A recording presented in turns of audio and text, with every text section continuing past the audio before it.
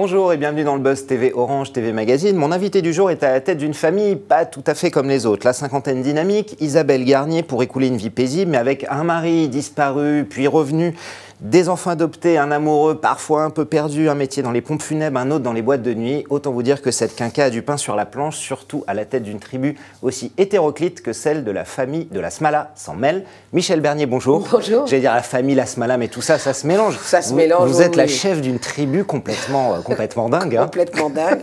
Une espèce de truc très mélangé, avec des caractères différents, des couleurs différentes, des envies différentes, et surtout, on est ayant dans la tête qu'elle veut toujours que cette Smala reste unie et que c'est pas toujours aussi simple que ça de garder les gens près de soi. Parce que je pense qu'elle est un peu comme ça en fait. Oui, un petit peu, oui. D'ailleurs, on va voir ça ce soir donc, dans le 6e épisode qui sera diffusé ce soir. Et on se demandait qu'est-ce qui allait bien pouvoir encore arriver dans la vie d'Isabelle. Faites-nous un petit peu le pitch sans trop en dévoiler. Je crois qu'il y a un gros souci avec votre fille Nelly. Hein, voilà, ma fille Nelly qui est donc une enfant adoptée et c'est le jour de son anniversaire, donc on est tous là, voilà, on vient lui dire, elle était grande maintenant, on va te donner des sous, comme ça tu feras ce que tu voudras. Et elle dit, ah bah c'est super, moi qui ai toujours rêvé de repartir, trouver mes origines au Sénégal, d'où elle vient, et donc je vais aller voir l'orphelinat, etc. Et là, c'est la panique totale pour Isabelle Garnier, parce qu'elle se dit, mais il y a un secret derrière ça que je ne lui ai jamais dit. Et il va falloir que j'y aille doucement. Et en même temps, évidemment, cette gamine ne comprend pas pourquoi elle ne peut pas partir au Sénégal. Mais Isabelle, étant un petit peu lâche sur le coup, va demander à sa copine Vanda d'essayer de faire que l'autre n'ait plus ses papiers pour ne pas partir au Sénégal. Voilà, vous faites tout pour qu'elle parte pas, pour pas qu'elle découvre en fait les origines de son adoption. Et puis en même temps, je pense qu'à chaque fois qu'on a un enfant qui part, on se dit pas trop loin quand même, parce que tu vas faire ta vie ailleurs et puis après ça va être difficile. Et moi, je suis un peu comme ça dans la vie, donc j'ai du mal avec les gens qui s'en vont trop loin, mes enfants en particulier. Donc c'est vrai que je comprends son attitude, c'est-à-dire qu'elle peut paraître un petit peu menteuse et un petit peu machiavélique, mais c'est aussi pour garder sa fille auprès d'elle et que surtout elle ne souffre pas, parce qu'on fait souvent des mensonges pour ne pas faire souffrir ceux qu'on aime. Justement, vous êtes aussi une mère de famille. Michel, qu'avez-vous pris d'Isabelle, ou alors qu'est-ce qu'elle a pris de vous? Mais il y a quand même un peu de vous en elle, non? À partir du moment où c'est moi qui l'incarne, obligatoirement, chaque acteur met sa personnalité au service d'un personnage. Ça me paraît difficile de se diviser, je pense que... Mais c'est vrai que ça me correspond dans le sens où je suis assez...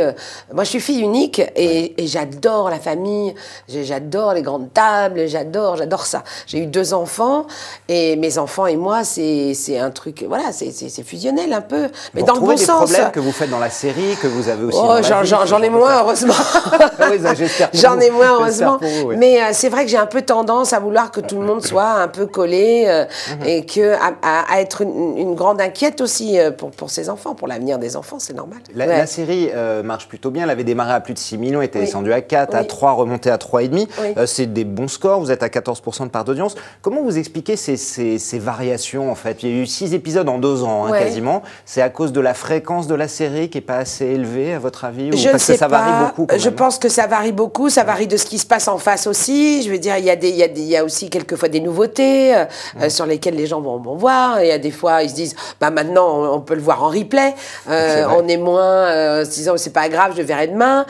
Donc, il y a quelque chose qui est moins dans l'urgence, peut-être. Mais vous voudriez qu'il y ait plus d'épisodes, enfin, plus de récurrence, j'allais dire, plus dans l'année, 6, 7, comme un Joséphine, par exemple Moi, je crois pas, parce que d'abord, il faut les écrire. Quand c'est des grosses familles comme ça, il faut pouvoir les écrire. Et on fait très attention au scénario et à pouvoir s'amuser à les faire et être content de les faire. Donc ça prend du temps.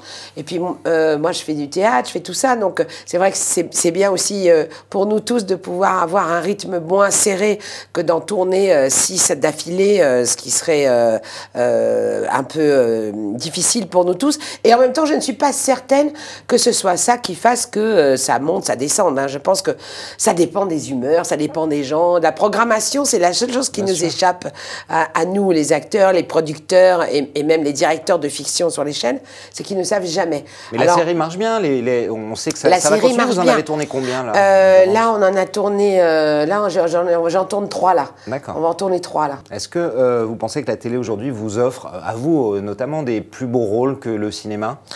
La télé m'a tout offert. Moi, je l'aime, la télé. parce que d'abord, je suis une enfant de la télé, je l'ai beaucoup regardée jeune, et je pense qu'elle m'a donné tout ce que je pouvais attendre. Le cinéma ne s'en fout. Le cinéma ne sait pas quoi faire de moi, ne sait pas où... Enfin bon, bref, c'est pas grave, c'est comme ça.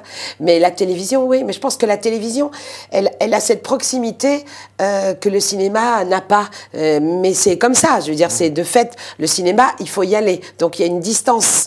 La télé, elle est dans le salon. Et la télé, elle vous apporte des choses qui sont plus proches de vous. Et je pense que les scénarios parlent de choses plus proche des gens, et il y a des rôles pour les femmes comme moi. Je veux dire, on voit bien, je croisais Véronique Jeunesse l'autre jour, je veux dire, Véro, quand même, 20 ans de Julie Lescaut. Ouais, c'était quand même un personnage, je veux dire, hors des canons de ce qu'on trouve au cinéma.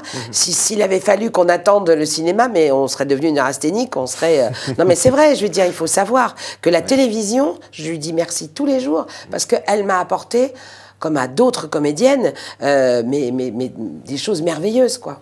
Est-ce que vous aimeriez, Michel, un jour tomber sur un personnage récurrent, comme par exemple celui de votre copine Mimi Mati, Joséphine, c'est un personnage qui va vous suivre 10, 15 ans, 20 ans. Vous aimeriez vraiment avoir ça un jour? Mais je pense que tout le monde en rêve en télé ou pas?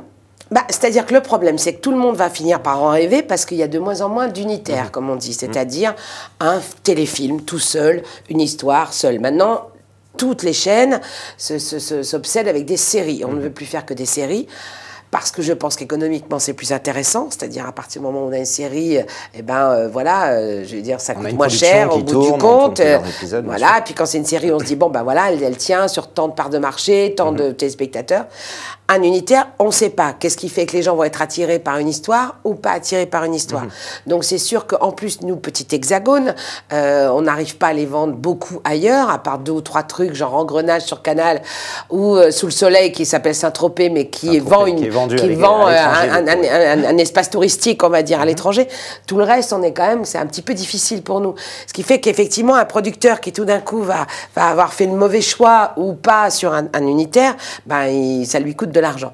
Donc aujourd'hui, tout le monde est sur les séries parce que c'est la mode des séries. Moi, demain, c'est toujours une question de personnage. Moi, on me donne une personnage de femme qui m'éclate comme ça m'éclate dans la Smala. Pourquoi pas? Parce que c'est ce personnage qui va m'intéresser. C'est pas le fait d'être dans une série ou pas. Donc, moi, j'ai fait un unitaire il y a pas très longtemps qui s'appelait Il faut marier maman sur France 3, qui a fait un carton d'audience, parce que je pense que c'était dans l'air du temps et que c'est aujourd'hui, on est beaucoup de femmes quinquas, célibataires, avec des enfants, etc., vivant des histoires d'amour et qu'on a l'impression que ça n'existe pas. En tout cas, la télé amène ce genre de choses aussi. Donc, moi, je me dis pas je veux ça ou je veux ça, parce que je dis les choses, elles viennent. Si la Smala s'en mêle dure encore 10 ans, vous prenez. C'est super, moi je serais contente parce que c'est un beau personnage. Tant qu'on s'amuse, tant qu'on trouve des histoires à raconter, voilà quoi. Vous jouez actuellement dans une pièce écrite par Laurent Ruquier au Théâtre Antoine avec Frédéric Diffenthal, ça s'appelle Je préfère qu'on reste amis. C'est un carton, hein, il faut le dire simplement. Le théâtre pour vous c'est vital, votre oxygène, indispensable. Indispensable. C'est vraiment un endroit de rêve quoi pour un acteur. Je pense que ceux qui ne savent pas ce que c'est loupent quelque chose parce que c'est une émotion, une adrénaline très spéciale. Je sais pas, on est comme un acrobate sans filet. Il y a quelque chose d'excitant à être sur scène et encore plus de faire rire les gens. Et là, d'entendre ces salves de rire, c'est de la douceur, c'est merveilleux quoi. Un petit mot sur l'auteur Laurent Ruquier. Laurent Ruquier, moi, je ne peux que lui dire un merci toutes les 5 minutes parce que, en fait, on cherchait depuis un petit temps à une pièce pour que je puisse aller au Théâtre Antoine. Et puis, on trouvait rien, il n'y avait rien qui me correspondait. Et puis lui, il trouvait pas de son côté. Et puis un jour, il me dit, mais tu veux faire quoi? Je dis, mais écoute, j'ai envie d'une pièce à 2 personnages, je voudrais une histoire d'amour. Parce que, je dis, moi, je vieillis et j'ai envie de faire le contraire de ce qu'on a envie de m'imposer aujourd'hui. C'est-à-dire, j'ai pas envie de une belle-mère, une grand-mère, etc. J'ai pas envie d'être dans ce cadre-là. Je serais ravie d'être grand-mère et c'est pas grave si j'ai mon âge, c'est comme ça. Mais je trouve que dans la fiction, il y a aussi des choses à faire autrement que ce qu'on nous propose aujourd'hui. Et ça, c'est la magie de Laurent Ruquier. Vous lui dites, je veux jouer une ado amoureuse et il vous écrit une pièce d'ado amoureuse. En secret. Voilà, pendant ses vacances, parce qu'évidemment, les vacances chez Laurent, ça sert à travailler. Ça n'existe pas. Voilà. Et donc, c'est un bonheur parce qu'il a écrit cette pièce sur mesure pour moi. Et puis, c'est la metteur en scène de tous mes spectacles, Marie-Pascale Austérite, qui s'est déchargée, une équipe formidable, et puis voilà, quoi, on est récompensé. Merci beaucoup, Michel. Donc, je rappelle qu'on vous retrouve ce soir donc, pour oui, le 6e épisode ce soir de La Semaine à 100 mai. Ce sera 20h45 sur France 2 et donc au Théâtre Antoine jusqu'à fin mai, juin. Par là. Voilà. De toute façon, c'est plein, vous pouvez réserver. Oh, il n'y a pas de problème. On est là. On est là. Merci de nous avoir rendu visite. Le Buzz TV revient demain avec un nouvel invité. Merci de votre fidélité.